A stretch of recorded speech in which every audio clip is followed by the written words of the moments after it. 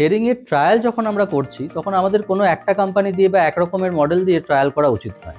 আমার পাওয়ার অনুযায়ী, আমার লস অনুযায়ী অডিওলজিস্ট আপনাকে 3-4 রকম মডেল সিলেক্ট করবেন। সিলেক্ট করার পরে উনি ট্রায়াল দিয়ে দেখবেন। ট্রায়ালের মধ্যে কী কী দেখা হয় মূলত,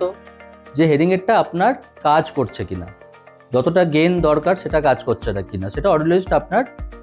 ভেরিফিকেশন করবে। ভ্যালিডেশন আপনাকে করতে হবে যে মেশিনটা দিয়ে আপনি শুনছেন সেটা কোনটাতে আপনার কমফোর্ট ফিল হচ্ছে,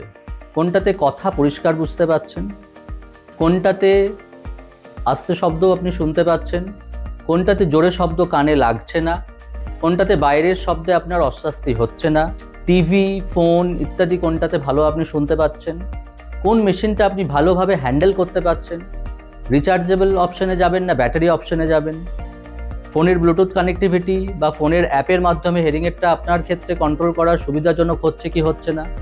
অ্যাক্সেসরিজ, হেরিংয়ের যে বিভিন্ন অ্যাক্সেসরিজগুলি আছে টিভির ক্ষেত্রে, ফোনের ক্ষেত্রে, সেগুলোতে আপনার কোনো উপকার হচ্ছে কি না,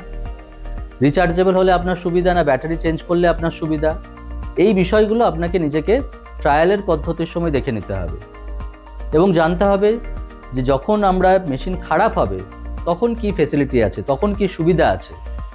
সেই সময় কি আপনাকে কোম্পানি কোনো মেশিন ব্যবহার করার জন্য দিচ্ছে কি দিচ্ছে না, যে আপনার টোটাল সার্ভিসের সময় কতদিন লাগতে পারে, সেটা কিন্তু খুব ইম্পর্টেন্ট।